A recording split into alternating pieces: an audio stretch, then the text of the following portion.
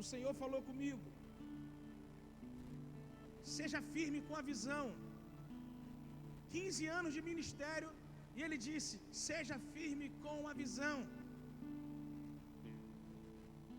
E aí eu perguntei para Deus o porquê disso, e Ele falou comigo assim: é uma idade perigosa, é uma idade aonde na verdade já passou um pouco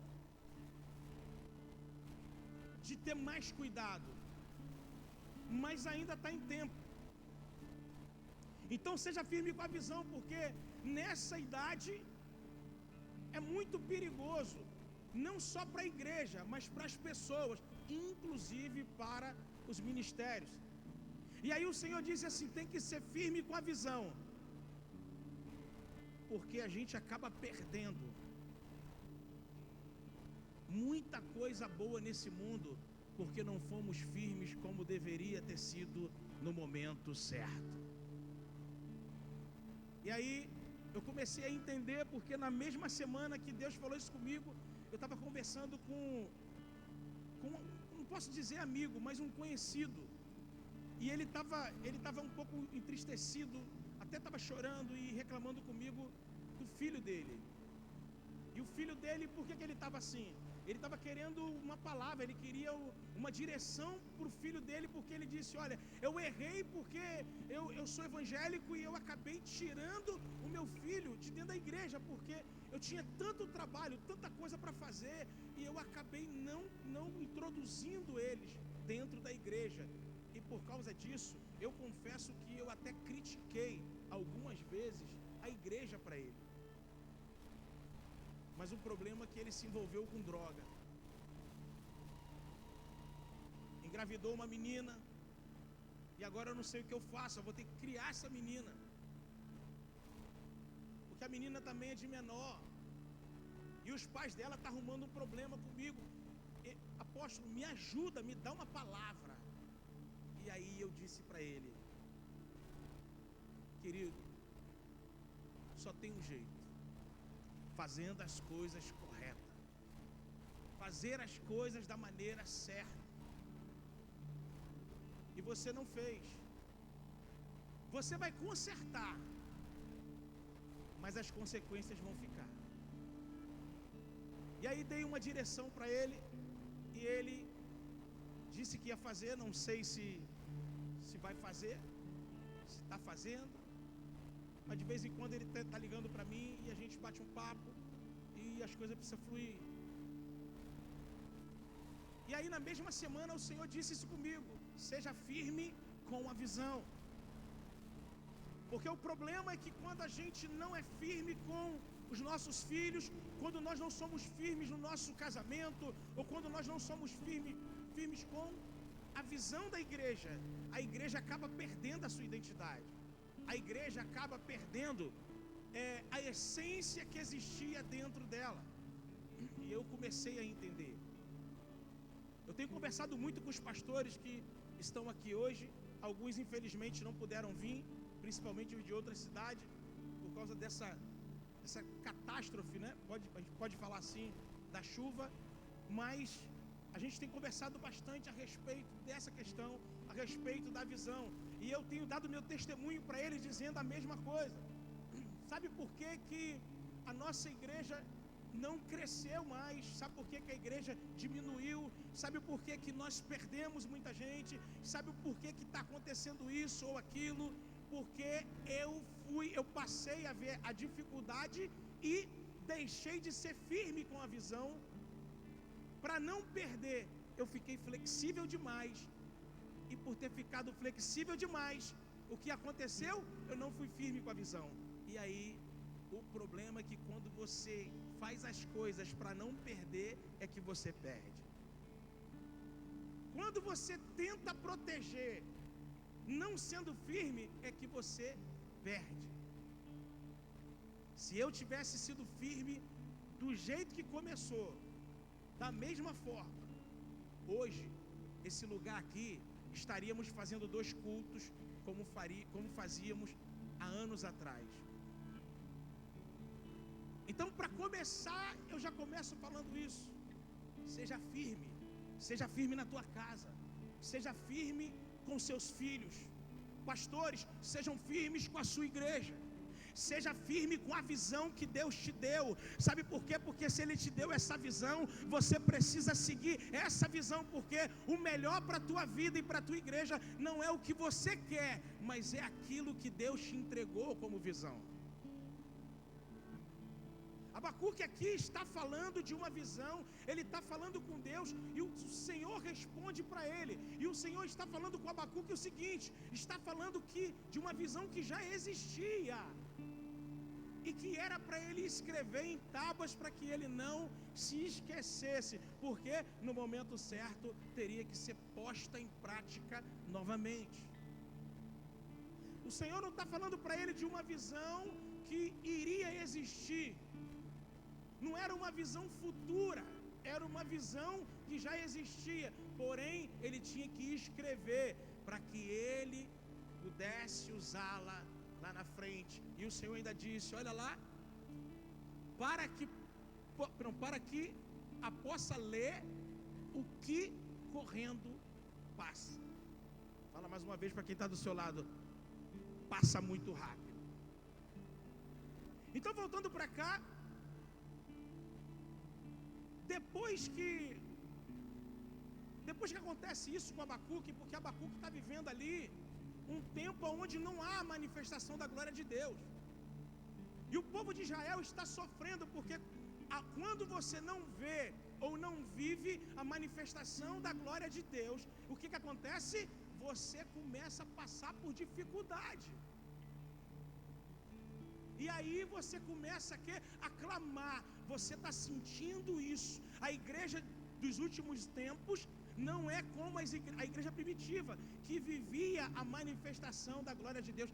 Falar nisso, quem tem assistido aí os momentos com Deus que eu tenho gravado, cada semana eu tenho gravado um momento com Deus num lugar diferente e postado nas redes sociais. Quero aproveitar para fazer aqui a divulgação. Essa semana eu falei sobre isso. Falei da manifestação da glória de Deus na vida de Pedro, porque ele decidiu, no momento de dificuldade, no momento da tempestade, ele fez o quê? Ele decidiu viver o sobrenatural de Deus, a manifestação da glória de Deus, porque tudo que o diabo quer é tirar você do foco de Cristo, para que você não viva essa manifestação da glória de Deus. Abacuque estava vivendo esse tempo. Então ele começou a clamar e Deus falou com ele, escreve aí esse negócio, presta atenção, meu queridinho, escreve aí essa visão, ela já existe, fica tranquilo, escreve, porque o povo está esquecendo de tudo, mas lá na frente vai passar rápido, tem que ser posta em prática. Então o tempo passou. A questão é que aquela geração acabou não vivendo isso, mas o Senhor estava falando do tempo que ia passar rápido. E aí passou, a Bíblia mostra depois que Jesus nasceu, chegou o Messias vem ao mundo, Jesus, e quando Jesus chega na terra, o ministério terreno dele, ele vem como criança, aquela coisa toda, o tempo passa, mas o ministério terreno dele como homem começa. Nós sabemos que durou cerca de 3 anos e meio. Então, o tempo foi passando. E no meio desse acontecimento, no meio do ministério de Jesus Cristo, a Bíblia diz que aconteceu algo que está escrito em Mateus capítulo de número 9, versículo 35 e 36, muito interessante, que diz assim: Jesus ia passando por todas as cidades e povoados, ensinando nas sinagogas, pregando as boas novas do reino e curando todas as enfermidades e doenças. Ao ver as multidões, teve compaixão delas, porque estavam aflitas e desamparadas, como ovelhas sem pastor. Diga misericórdia. Pergunta quem está do seu lado assim: você tem um pastor? Se ele responder dizendo que é Jesus, você fala com ele assim: você é cínico, seu sem vergonha, porque Jesus não está aqui pastoreando ninguém. Jesus foi e deixou pastores para cuidar de você, então toma cuidado. Fala para ele, gente. Agora voltando para cá, Eles estavam como ovelhas sem pastor, porque tem gente que tem pastor, mas parece que não tem pastor. Existem ovelhas que têm pastor, mas vive como se não tivesse pastores.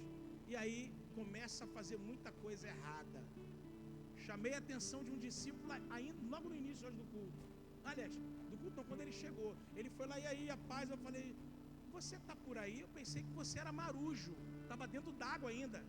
Não, desembarquei, não sei. Eu não sabia não. Engraçado. Ainda joguei na cara dele o seguinte: o Jadilson, quando embarca, ele fala assim, eu vou embarcar amanhã, o Senhor me abençoa, eu abençoo a vida dele. Quando ele põe o pé em terra, na areia, no chão, saiu do helicóptero, aí você vai dizer também, ele não tem mulher, problema dele.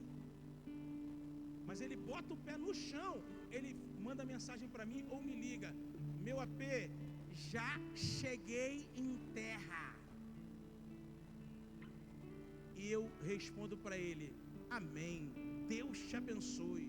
Aí eu falei para o meu discípulo hoje aqui: você só avisa quando eu te vejo, então você só é abençoado no momento em que eu olho para você.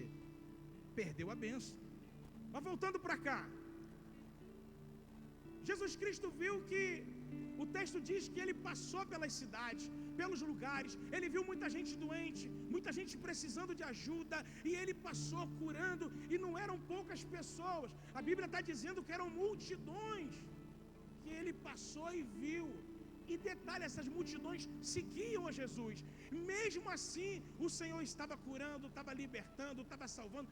Jesus estava fazendo um excelente trabalho no seu ministério terreno. Porém, eu vou perguntar uma coisa para vocês. Eu não sou agrônomo, nem jardineiro, nem nada, mas é simples de responder e vocês vão saber. Se cortarmos uma árvore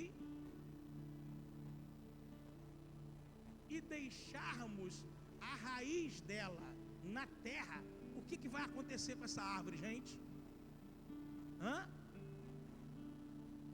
Todo mundo sabe que eu sou surdo, então vai ter que gritar, falar alto. Vai crescer novamente. Agora vamos lá, pega uma árvore bonita, igual o apóstolo Maurício, toda top. Você olha e fala: caramba, que árvore é essa?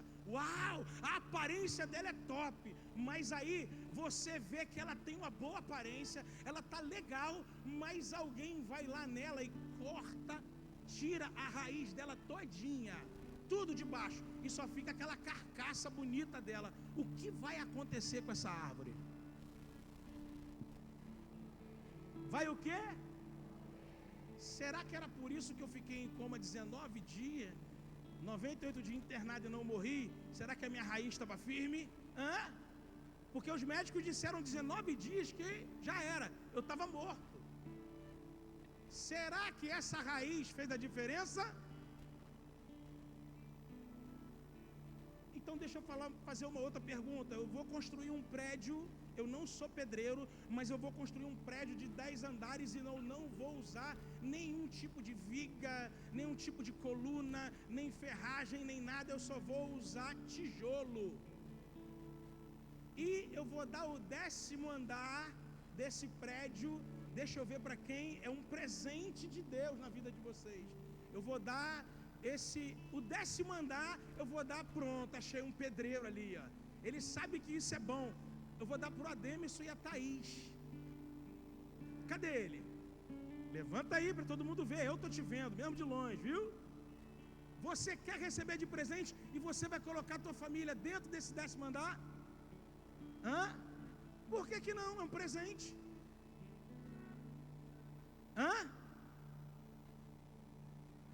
Vai desmoronar?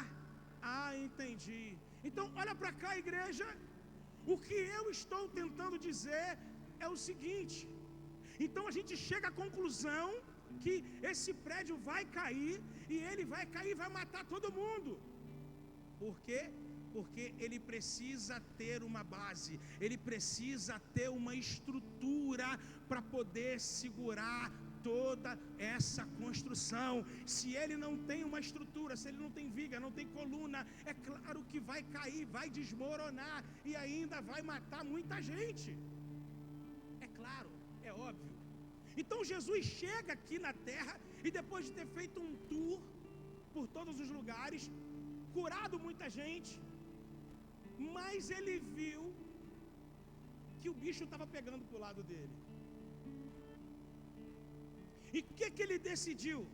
Ele observou o seguinte: não adiantava ele estar pregando, não estava adiantando ele curar, porque tudo aquilo ia se acabar, porque ele sozinho não ia conseguir dar conta, e ele precisava manter o ministério dele vivo até a morte, até esse tempo todo que nós estamos vivendo, e a volta dele para nos levar junto dele. Ele precisava fazer algo que tivesse solidez. Então ele precisava levantar uma equipe.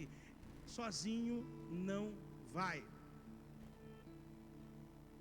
Aí você vai dizer assim, mas ele tinha uma multidão com ele. Ele não estava sozinho. Sim, eu sei que ele tinha uma multidão. Ele tinha uma multidão, mas a multidão só estava atrás dele, só estava junto dele querendo os milagres, cura, ouvir alguma coisa bonita e ir embora para casa. Sabe por quê? Porque as multidões estavam preocupadas em estar participando daquele evento de cura, mas não queria compromisso com Deus, não queria compromisso com a obra do Senhor. Então Jesus, percebendo isso, ele disse: eu não vou dar conta de curar todo mundo e cuidar desse povo. Eles vão sair curados desse evento de cura, vão embora e amanhã vão estar bebendo cachaça, amanhã eles vão estar fazendo tudo que é coisas de errada, e eu não vou dar conta. Eu preciso levantar uma equipe. Então Jesus disse aquela famosa frase que a gente gosta de repetir, que é, qual é? A seara é grande, mas os trabalhadores são poucos demais. Não adianta fazer nada sozinho. Então olha só o que acontece. Jesus percebe isso, porque ele identificou o problema da igreja antes mesmo da igreja dele começar. E ele já identificou qual seria o problema da igreja, e é até hoje, e será até a sua volta. E aí então ele vai levantar uma equipe, mas antes dele levantar uma equipe, olha o que acontece. Lucas capítulo de número 6, versículo de número 12 e 13, está dizendo assim: num daqueles dias, Jesus saiu para o monte a fim de orar, e passou a noite orando a Deus. Ao amanhecer, chamou seus discípulos e escolheu 12 deles, a quem também designou como apóstolos. Gente, isso aqui é tremendo demais. Olha o que o texto diz. O texto diz que Jesus percebeu, em Mateus 35, 36, ele percebeu o problema, ele percebeu que precisaria levantar uma equipe, e aí aqui em Lucas ele já está dizendo o seguinte, já está dizendo que ele teve que orar uma noite inteira, para que no dia seguinte, de manhã, ele tivesse uma resposta de Deus, para que ele escolhesse 12 do meio daquela multidão. Ele estava escolhendo 12, olha bem o texto, eu quero ler de novo, porque tem um detalhe importante aqui. Num daqueles dias, Jesus saiu para o monte a fim de orar, e passou a noite orando a Deus. Ao amanhecer, chamou os seus discípulos. Chamou os seus discípulos e escolheu 12 deles, a quem também designou como apóstolos. Por que eu fiz ênfase a isso? Tem muita gente que é discípulo, muita gente, mas que somente participa, não quer fazer diferença. Muita gente só participa, mas não quer fazer a diferença, não quer ter responsabilidade, não quer ter firmeza com a visão. E e aí sofre as consequências de não querer. Jesus escolhe 12, e aí ele designa todos eles como apóstolos. Então Jesus orou, e aí para escolher. Agora, alguém tem ideia de como foi a oração de Jesus? Como foi, pastor, a oração desse homem Jesus, uma noite inteira com Deus para escolher 12? Como será que foi essa oração? Será que ele ficou repetindo as coisas? Senhor, Pai, me mostra e tal, porque o crente pentecostal é desse jeito. Senhor, eu vou ficar olhando para cá, eu preciso ver um raio cair, eu preciso ver o fogo aqui em cima do monte, as folhas pegar fogo, eu preciso que aconteça uma bola de fogo, venha na minha direção e plá, e aí eu tenho que sentir Jesus. Será que Jesus ficou esse tempo inteiro fazendo isso? Eu tenho a resposta de como foi a oração dele, e eu fiquei feliz quando o Espírito Santo disse para mim. Sabe qual foi?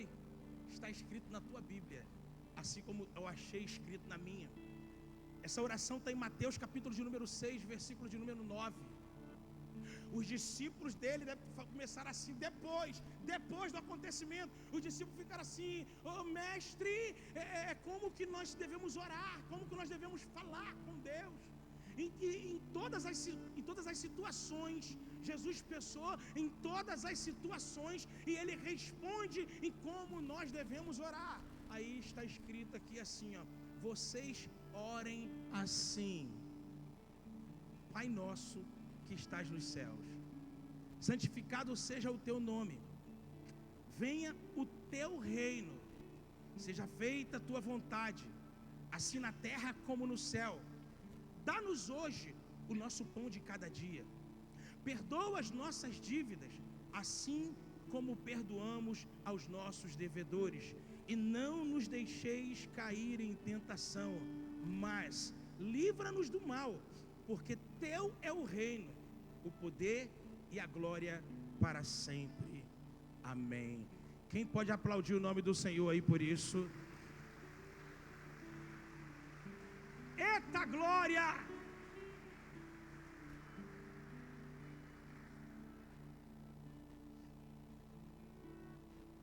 Jesus ora, ensina-nos a orar da maneira correta. Então, eu acredito que essa noite toda ele teve momentos com Deus e orou, e a oração dele, ele não vai ensinar algo e fazer diferente, porque Jesus sempre foi o modelo para a nossa vida. Então aqui tem a resposta para o que estava acontecendo. E eu vou separar 3 coisas aqui para a gente falar, para te dar a resposta de maneira muito rápida. Primeira delas ele começa dizendo o quê? Pai nosso que estás no céu, santificado seja o teu nome. Por quê? Porque ele está falando, eu estou falando com o Pai, eu estou falando com aquele que está no céu, eu estou falando com aquele que é digno de ser santificado, aquele que é digno de toda a honra, toda a glória, tudo é dele. Então ele identificou quem era que ele estava falando. Ele chamou a atenção do Pai. E aí em seguida, você vê que em toda a oração, ele termina pedindo algumas coisas: livra-me do mal, o pão nosso de cada dia, e livrai-me das tentações. Ele faz vários pedidos, mas o primeiro pedido que ele fez tem a resposta para tudo isso. Ele diz o quê? Venha o teu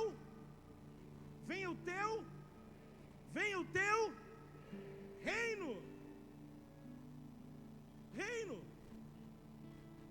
Jesus sabia que a terra precisava viver o reino do céu na terra. Ele sabia que o povo clamava para que Deus instituísse o reino dele aqui na terra, para que nós pudéssemos viver o reino de Deus na terra. Mas aonde tem reino, tem um governo. Aonde tem reino, tem governo. Se existe um reino, aquele reino tem um governo. E aí o que acontece? O Senhor nos mostra que tipo de governo era necessário ele estabelecer na terra para que o reino de Deus pudesse ser implantado e chegasse até a volta de Cristo. Olha que interessante, se tem reino, tem governo. Então ele sabe que ele precisava de trabalhadores, ou seja, ele não ia governar o povo na terra, aliás, lidar com esse reino da terra sem um governo. Então ele percebe que tinha que fazer alguma coisa para instituir. Eu vou escolher. E por que 12? Aí a oração segue dizendo: seja feita a tua vontade. Sabe o que eu aprendo aqui? Que não é o meu modelo, mas é o modelo de Deus. Não é o meu modelo, mas é o modelo de... Não é do meu jeito, mas é do jeito de... Não é da forma que eu instituo, mas é da forma que Deus institui. Então eu já vi duas coisas. Jesus clamou e o povo queria o reino de Deus na terra. Então ainda diz o seguinte: e mas que seja feita a tua vontade, porque Jesus sabe que o ser humano, ele quer viver o reino de Deus, mas ele quer que o reino de Deus seja do jeito dele. É por isso que tem muita gente que chega na tua igreja e quer mudar a tua igreja. É por isso que tem muita gente que quando chega na tua igreja acha que a tua igreja não está certa, não é legal, não é bom trabalhar dessa forma. Eu vou procurar uma outra igreja, ou seja, eu vou procurar um outro reino. Eu vou procurar aquilo que eu quero, não o que Deus traz para a minha vida. Está entendendo isso? E a última coisa, a terceira, seja feita a tua vontade aqui na terra como é no... Aqui na terra como é no céu. Todo mundo gosta de falar e até de cantar dizendo assim: os 24 anciões que estão ali, né, diante do trono, adorando e gritando ali, dizendo, declarando: santo, santo, santo é o Senhor, santo, santo, santo é o Senhor, e toda a terra está cheia da tua glória, e olha que legal, que coisa bacana. E aí está ali os 24 anciões. Sabe por que existem 24 anciões? Porque 12 representa os patriarcas do povo de Deus. Porque Jesus veio para os seus, mas como os seus não o aceitaram, rejeitaram a ele, então chegou aos gentios, chegou até nós. E aí ele instituiu 12 apóstolos, que representam a igreja de Cristo na terra. Eu posso dar tanto argumento aqui. O dia é governado por horas. E aí nós temos 12 horas de dia e 12 horas à noite. Nós temos 12 meses no ano. Porque quem instituiu o número 12 não foi o homem, quem instituiu o número 12 foi... Tem tanta coisa que eu posso falar aqui, mas a gente precisa ganhar tempo e a ideia não é essa. É só para você entender. Então Jesus separa alguns discípulos do meio daquela multidão e começa a formar os seus líderes, os seus apóstolos. E isso agora cai aqui em nós, porque o nome disso que ele fez chama-se discipulado. Olha para quem está do seu lado e fala assim: está vendo a importância de um discipulado? Prova para mim. Eu vou te provar. Jesus, primeira coisa que Jesus fez, Jesus chama esses futuros líderes e começa a ensinar e direcionar cada um deles. Sabe por quê? Porque Jesus começa a andar com eles o tempo inteiro, ensinando a eles como eles deveriam ser, formando o caráter deles, e depois começa a direcioná-los. Vocês precisam fazer isso, vocês precisam fazer aquilo. Mateus capítulo de número 10, versículo 5 a 8 diz assim: Jesus enviou estes 12 com as seguintes instruções: não se dirijam aos gentios, nem entre em cidades alguma dos samaritanos. Antes, dirijam-se às ovelhas perdidas de Israel. Por onde forem, preguem esta mensagem: o reino dos céus está próximo. Curem os enfermos, ressuscitem os mortos, purifiquem os leprosos, expulsem os demônios. Vocês receberam de graça, deem também de graça. Discipulado. Segundo, Jesus passa a conhecer o coração de cada um deles. Escuta uma coisa: tem discípulo meu que só em chegar perto de mim e olhar para mim, o jeito que ele me olha, eu já sei que ele está com um problema. E qual é o problema? E qual é o problema? Vocês querem ver uma coisa? O Giovanni quando chega perto de mim, que ele vai falar alguma coisa, quando ele chega muito assim, tranquilo, mas eu não sei explicar direito, mas o rosto dele fala comigo. Eu olho pro rosto dele, tem algum problema. Eu já brinco com ele: pode falar qual é o problema. Aí ele ri e fala: não, é sério. E fala. Quando ele chega, tem hora que ele chega, e aí eu começo a falar. Quando eu vejo ele dar um sinalzinho no rosto dele, eu falo assim: eu sei que você quer debochar. Você está rindo de quê? Não, não estou rindo, mas você quer rir, eu te conheço. Sabe por quê? Porque no discipulado você conhece o coração do seu discípulo. É no discipulado que você conhece o coração dos seus discípulos.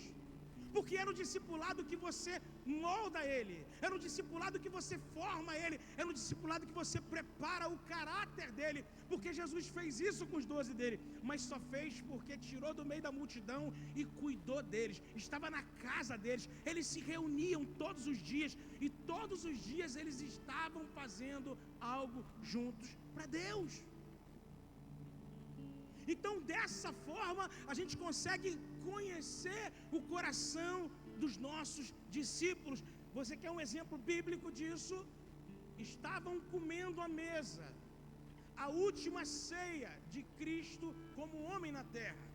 E aí, ele diz: olha, tem um que vai me trair. Só que a Bíblia diz que ele se despojou de toda a sua divindade, estava 100% como homem. Eu vou te dizer, perguntaram para ele: mas quem de nós vai te trair?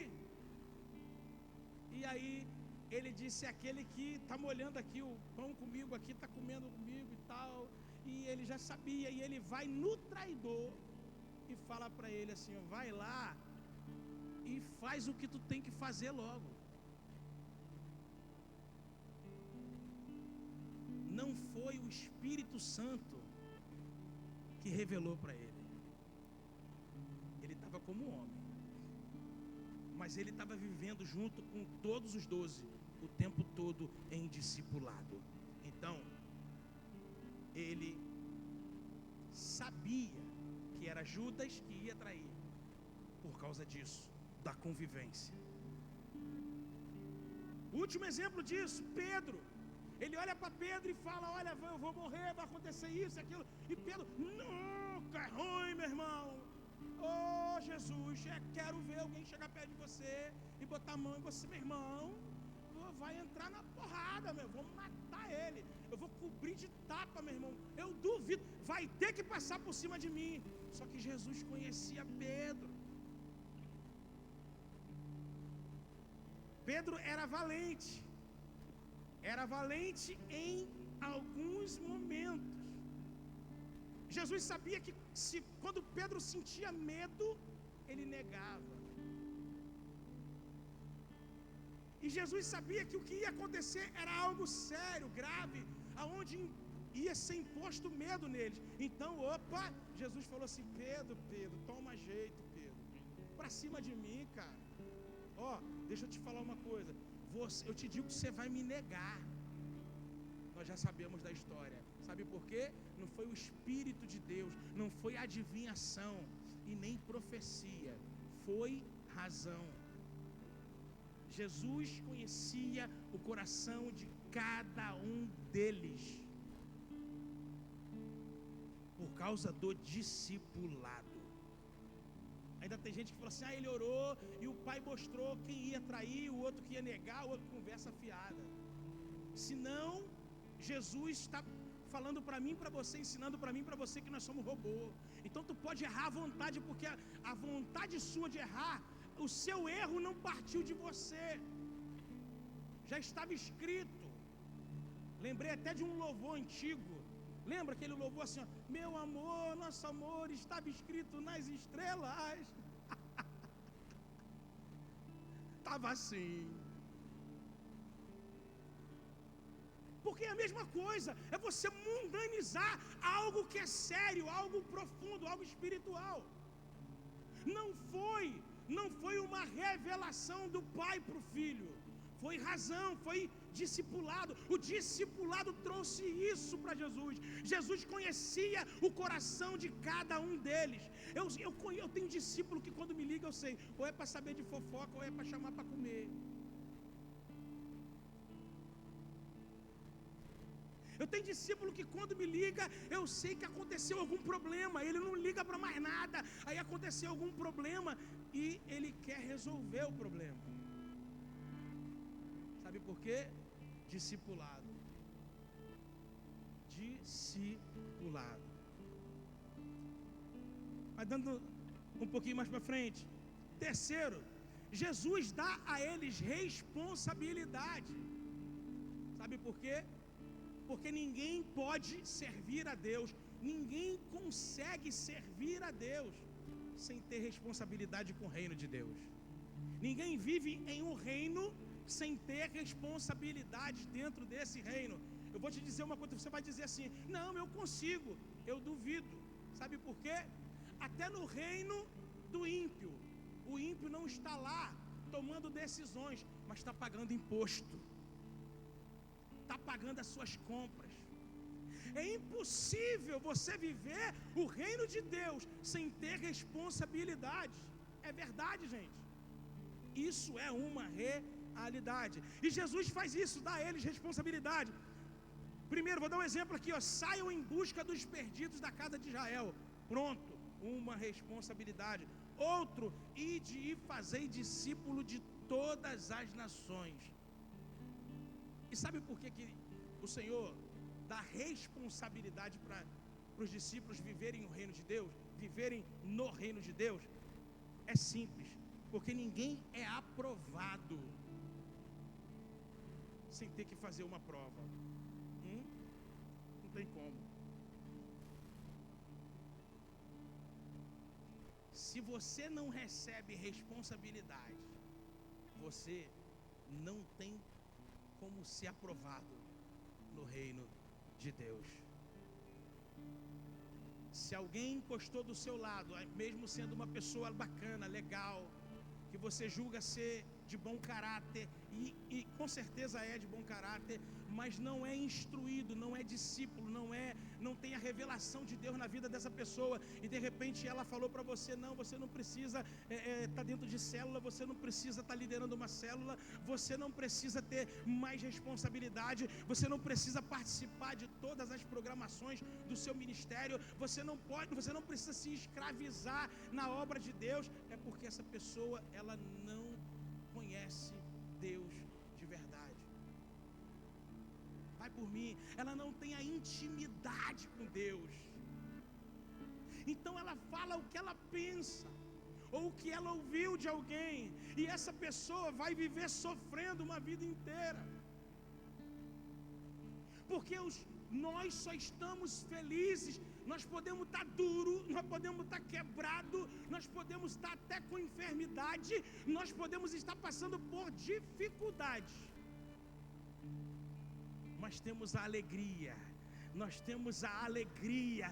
temos a paz de Cristo, aleluia, nós temos a alegria do Espírito Santo na nossa vida. Se você tem essa alegria aí, glorifica Ele.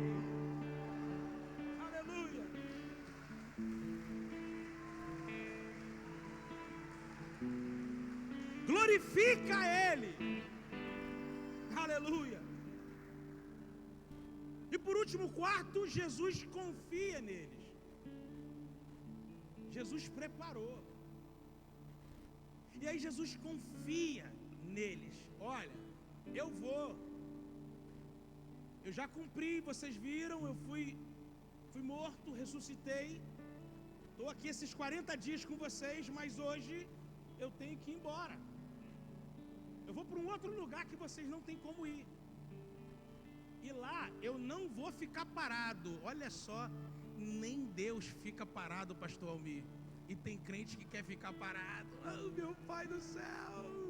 Diga assim, graças a Deus, eu não sou Deus. Fala, graças a Deus, eu não sou Deus. Porque Deus pode tudo, mas nem Ele fica parado. E tem pessoas que querem ficar paradas.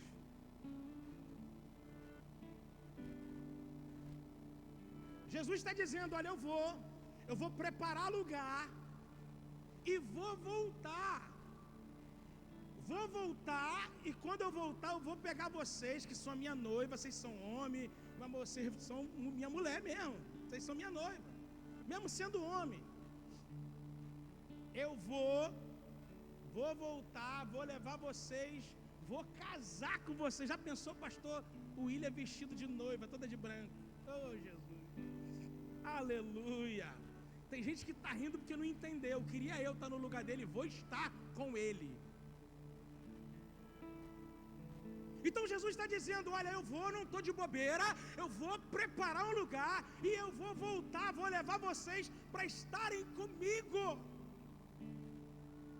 Mas enquanto isso, não saiam de Jerusalém, permaneçam onde está. Sabe por quê? Porque vocês vão receber do alto a unção necessária.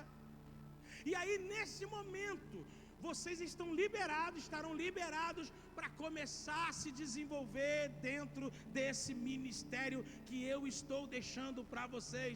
Sabe por quê? Porque Jesus estava preocupado. Eu estou na terra, mas eu preciso ir deixar o ministério funcionando, porque se eu não deixo um sucessor, se eu não faço discípulo, eu fracassei na vida. Então, essa é a ordem. Jesus vai e agora confia neles, fica até o dia da festa de Pentecostes. Então aconteceu o que ele falou no dia da festa. O Espírito veio, batizou eles, e dali em diante eles foram liberados a começar o ministério deles na terra, a igreja de Cristo na terra. Será que você pode aplaudir a Jesus por isso? Eita glória! Aleluia! E olha só que interessante, as atitudes e o trabalho que eles fizeram gerou frutos. Gerou tanto fruto que eu e você estamos aqui hoje por causa desses frutos. Nós somos frutos desse trabalho de Jesus, que começou em Jesus e veio com seus apóstolos até os dias de hoje. Escuta uma coisa, eu já falei isso aqui num culto passado e vou tornar a repetir aqui rápido. Uma das coisas que mais me impactou na minha vida foi um enterro. Olha que coisa tremenda. Um enterro que aconteceu que é um mês atrás. Não é isso? Que o Anderson faleceu. O Anderson G20, né? O pessoal chama de G20, né? E aí o Anderson faleceu e no enterro dele o pastor deu oportunidade para algumas pessoas. E por último ele falou assim, agora eu quero dar oportunidade chamou o nome do rapaz lá. E o rapaz não conseguiu nem falar porque ele estava muito emocionado, porque ele estava triste de ter perdido o Anderson, que era o líder dele, mas se sentiu honrado. Não vamos botar feliz não, se sentiu honrado, porque ele assumiu a célula do seu líder que estava ali morto, ia ser enterrado. Por que eu estou falando isso? O Anderson tinha tanta responsabilidade com Deus, ele estava tão preocupado com a obra do Senhor, que ele cresceu um número de discípulos, a célula dele era grande, e ele já havia nomeado um dos discípulos dele para que assumisse o lugar dele, caso ele viesse a faltar de qualquer coisa. Eu achei isso tremendo demais, porque eu vi a mesma história de Jesus se repetindo na vida desse grande homem de Deus, que eu tive o prazer de conviver 6 meses com ele, e depois Jesus levou. Foi um testemunho tremendo para minha vida. E agora eu faço uma pergunta para você: será que você tem como condições de morrer hoje e apresentar algum fruto para Deus e deixar algum sucessor? Sabe, pastores, se a gente olhar para aqui para cima hoje, a gente está vendo músicos, tem alguns músicos que inclusive estão embarcados, e tem músicos que não estão trabalhando hoje. O próprio baixista, né, um dos baixistas está trabalhando hoje. Então, mas por que eu estou falando disso aqui? Só para você entender. Nós tínhamos apenas um tecladista, e esse tecladista chegou aqui e não tocava nada, mas ele aprendeu a tocar. E aí ele aprendeu e estava tocando. E aí ele saiu da igreja, ele decidiu sair. Só que ele não se preocupava em ganhar alma para Jesus, nada, servia a Deus. Eu não estou falando mal dele não, porque igual a ele tem 90% aqui. Mas ele é um menino bom, ele é uma pessoa boa. Só que ele não se preocupava com isso. Para ele fazer a obra de Deus era tocar o teclado. E aí ele ficou aqui alguns anos tocando o teclado. Nunca ganhou uma alma para Cristo. Nunca trouxe ninguém para Jesus. Mas no dia que saiu da igreja, tirou uma alma junto com ele, que foi a esposa. Por que eu estou falando isso?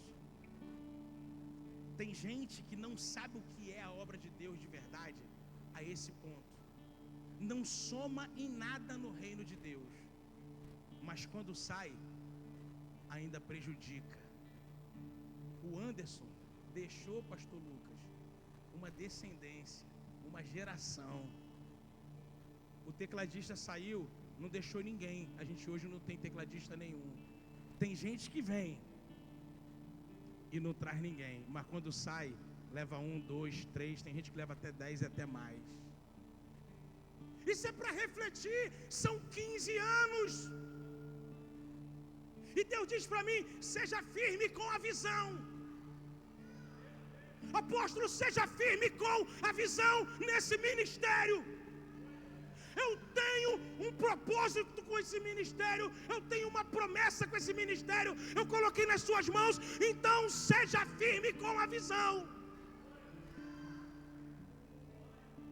Seja firme com a visão. Então, quando eu olho para esse texto, para esse momento aqui, quando eu vejo o Anderson deixando esse testemunho, eu entendo uma coisa, que Deus, através de Jesus, deixou um modelo para mim e para você. Ele deixou um modelo. Lembra da oração? Venha o teu reino, seja feita a tua vontade, aqui na terra como é no céu.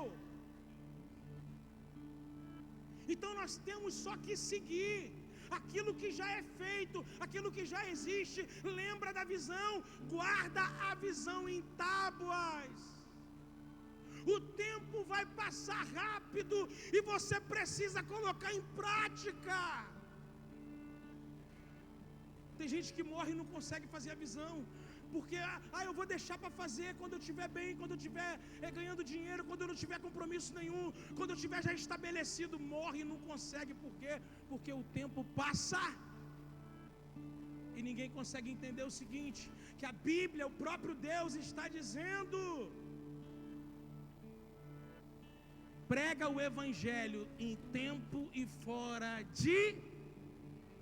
Fala para quem está do seu lado, meu irmão, eu sei que você precisa trabalhar, porque eu não vou botar comida na tua mesa, mas Deus vai botar. A forma que Ele vai fazer eu não sei, fala para Ele, mas Ele vai botar. Agora Ele te pergunta, fala, agora Ele te pergunta: até quando você vai ficar parado? esperando acontecer uma mágica para tudo na tua vida mudar e você ser diferente. Escuta!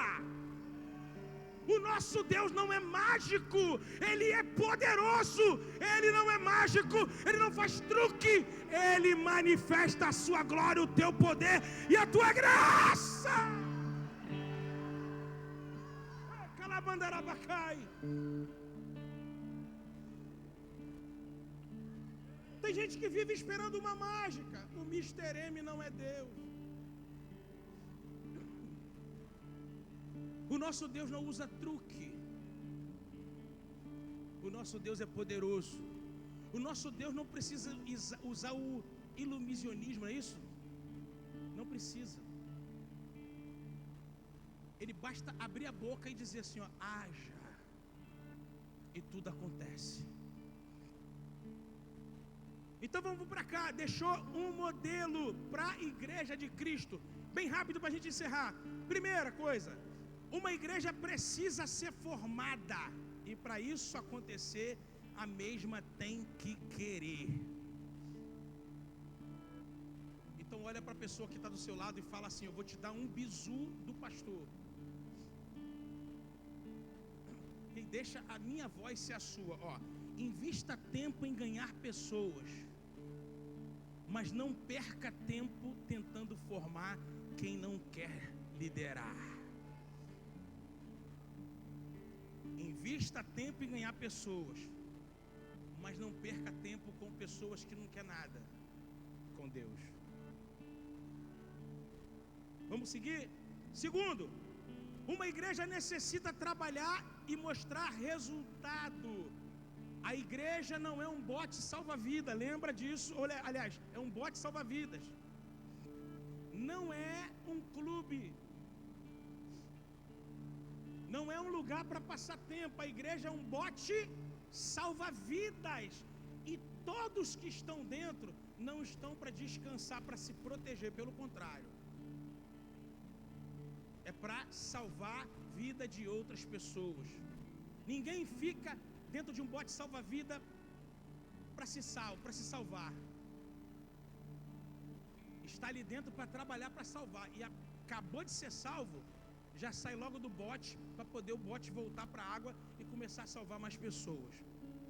Quando uma igreja, lembra daquele filme Titanic? Pode me ver aqui agora. Lembra que muitas pessoas morreram porque já tinha o bote, estava muito cheio e as pessoas, ninguém queria sair. Não, aqui é meu lugar, mano, não vou sair daqui não. E aí o que aconteceu? Muita gente morreu porque o bote estava cheio, mas todo mundo que estava ali não estava disposto a ajudar as outras pessoas, estavam preocupadas com a sua própria vida. Uma igreja necessita trabalhar e mostrar resultado. Meu Deus, 15 anos, pastor Almir, e o que eu já ouvi de pessoas falando assim, apóstolo, mas eu tento. Eu já tentei, mas eu não consigo. Gente. Então tem dois problemas. Ou a pessoa mente, ou ela tem algum problema com Deus. Porque nós sabemos da lei da colheita, da semeadura. Quando nós fazemos, quando nós trabalhamos, Deus abençoa. Você é empregado de uma empresa, quando você trabalha, a empresa te paga. O homem até fica te devendo, mas a Bíblia diz que Deus não deve nada a ninguém.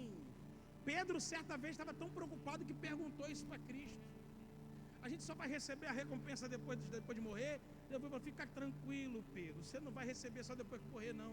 Aqui também tu vai receber muito, fica calmo, tranquilo. Então uma igreja precisa de trabalho, pessoas que trabalhem.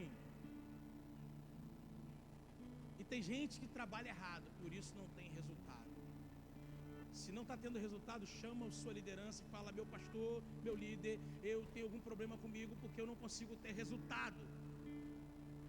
Aí ele vai ver o seu processo, como você está fazendo.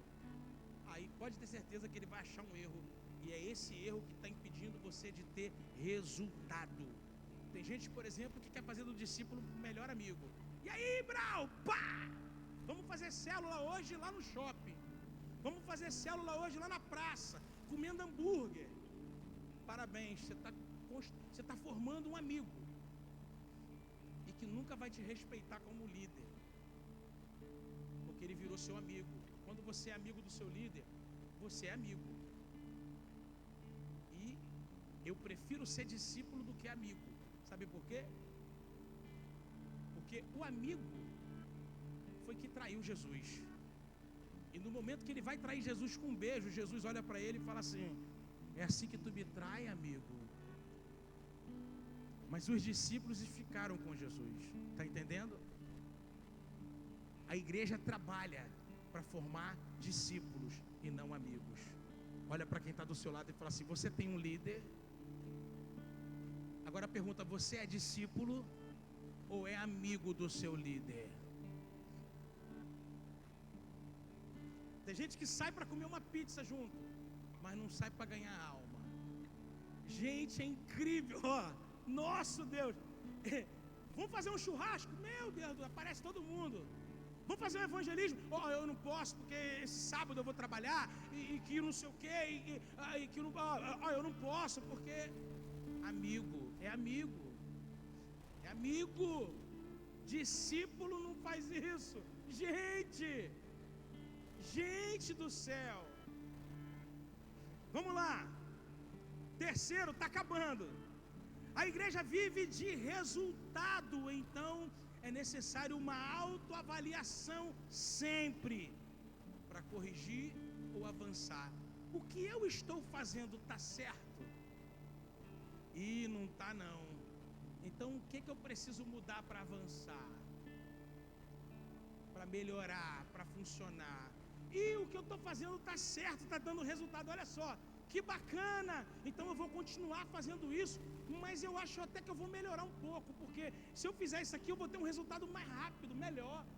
Então, se eu me avaliar, eu consigo prosperar. Será que você pode aplaudir por isso?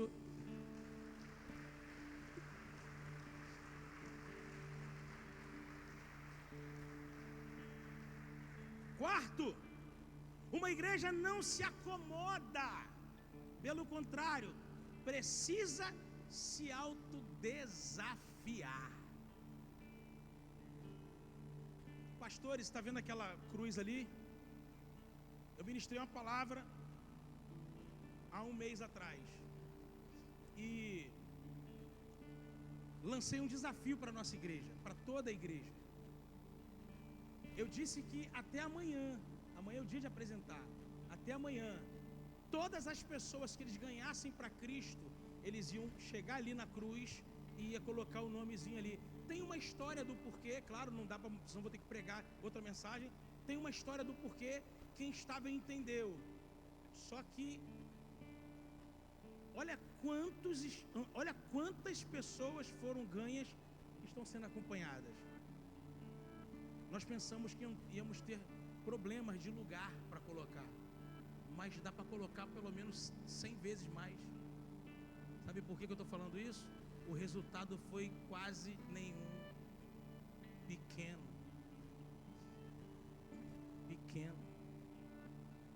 Porque ninguém quer um compromisso. Se acomodou. Entenda que hoje é um discipulado de 15 anos de ministério, aonde Deus deu uma palavra. Seja firme com a visão. Seja firme com a visão. Uma igreja não pode se acomodar. Eu já falei com Deus, eu falei: Senhor, eu não sou melhor do que ninguém, eu só quero ser até diferente, mas eu não preciso ser melhor do que ninguém. Mas eu não aceito chegar no final do meu ministério e estar com uma igreja com 5 pessoas, 2 pessoas, 1 pessoa, só a minha família. Já imaginou isso? Eu digo: Senhor, eu não aceito, porque se isso acontecer é comodidade. Tem gente que nasce, vive uma vida inteira dentro da igreja e no final vai morrer e dizer assim: acabou, o período de ruim da vida, acabou o sofrimento, agora essa pessoa vai descansar. Ei, eu já descanso no Senhor o tempo inteiro. Porque a vida para mim não é um peso. Como o Evangelho também não é um peso, é uma alegria, é uma satisfação. Todo dia praticamente eu estou em um lugar. Hoje mesmo eu estava lá num projeto. Que projeto maravilhoso. Sabe como é que é o projeto lá? Sabe como é que funciona o projeto? E eles me chamaram inclusive para poder estar junto deles lá. Me homenagearam eu e o Robson inclusive. Me deram a camisa com meu nome, camisa de time profissional. Sabe por quê? Aquilo não é um time de futebol, não é um clube qualquer, é um clube aonde ressocializa todo dependente químico. O dependente químico, ele vai ali para uma clínica qualquer e ele é reestabelecido, ele é limpo, o corpo dele vai sendo limpo, ele começa a se libertar das drogas, então ele tem que se ressocializar, porque no time de futebol normal não aceita, bota para fora o drogado, aquele clube bota para dentro o drogado. Projeto Mar Azul, tô lá junto deles. Os caras tiram foto, chuta a bola, eu chutei a bola. Ganhei uma camisa, número 10, Maurício 10. Opa, glória a Deus. E ainda fui convidado agora para fazer parte de lá do negócio. E detalhe, aí surgiu outras oportunidades. Me chamaram para coordenar um projeto de futebol lá. De crianças. Quase 200 crianças. Fui convidado hoje. Sabe por quê? O Evangelho não é um peso. Viver a obra de Deus, viver o Evangelho é maravilhoso, graças a Deus. Não podemos nos acomodar. Uma igreja não pode ser acomodada. Amém? Mateus capítulo 5, versículo 41 diz assim, olha que coisa linda que diz aqui, ó. Se alguém o forçar a caminhar com ele 1 milha, vá com ele 2. Pastora Gabriele, da dança. Se eu disser para você ganhar uma alma para Jesus, o que você vai fazer?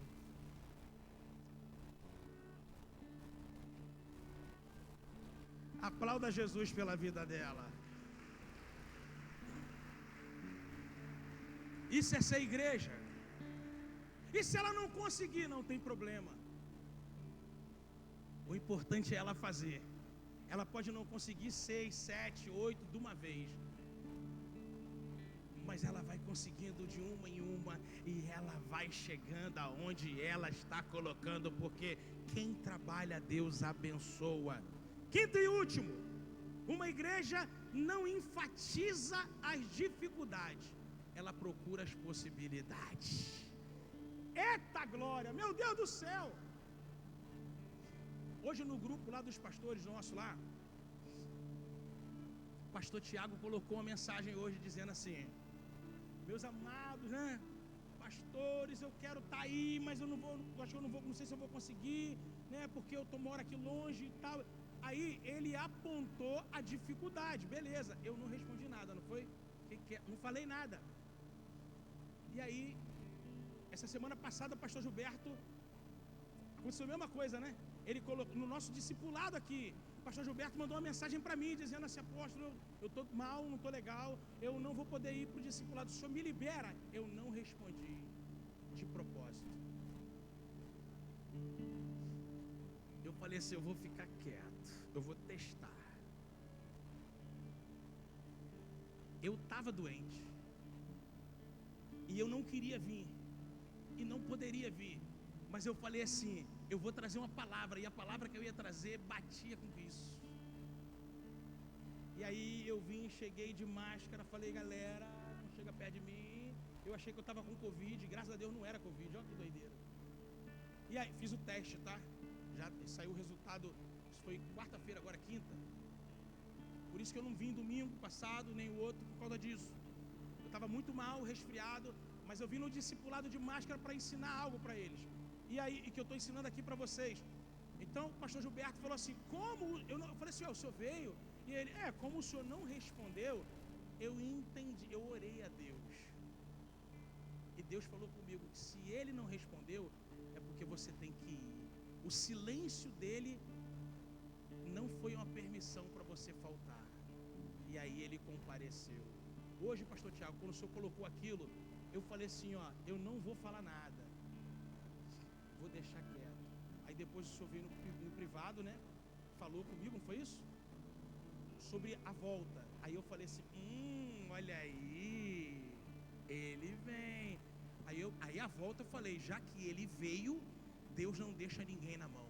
Eu falei com ele, se não tiver carona, eu pego o meu carro e peço para alguém te levar.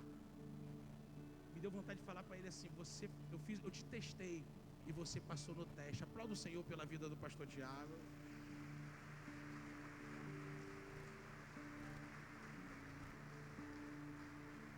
Porque tem gente dentro da igreja.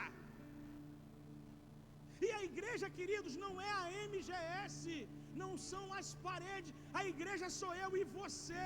E tem pessoas que fazem parte da igreja, que é do corpo de Cristo, e que em tudo olha a dificuldade e nunca olha as possibilidades.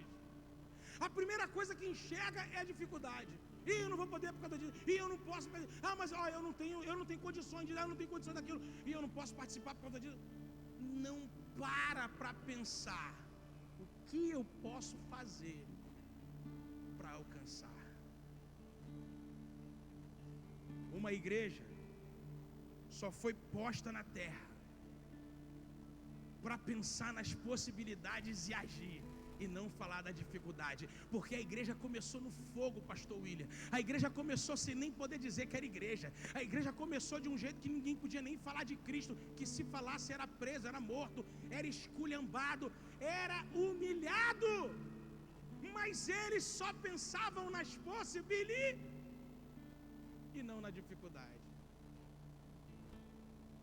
Era isso que eles faziam. Então vamos lá. Esse foi o último. Uma igreja não enfatiza as dificuldades. Ela procura as possibilidades. Agora olha só que interessante, uma pergunta. O que tem impedido as igrejas de crescer hoje, então? Quem sabe responder, para a gente encerrar?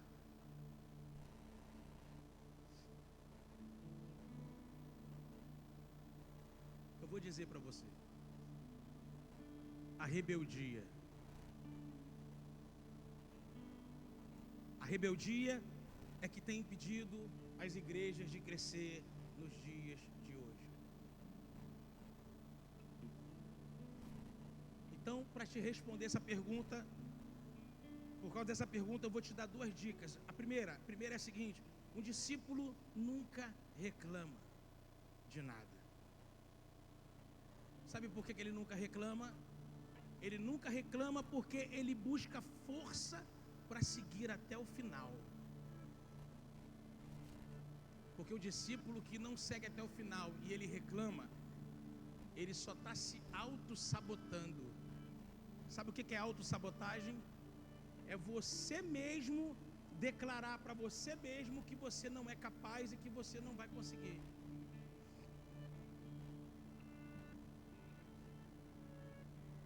Aí acaba se tornando um rebelde.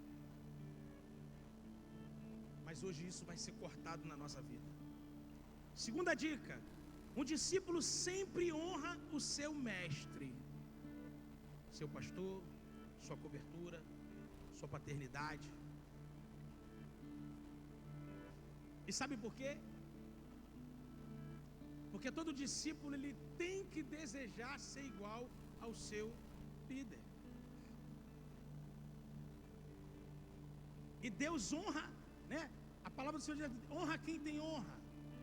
Deus gosta de honrar. Deus honra a quem honra. O senhor está querendo dizer que eu tenho que ser igual a Deus?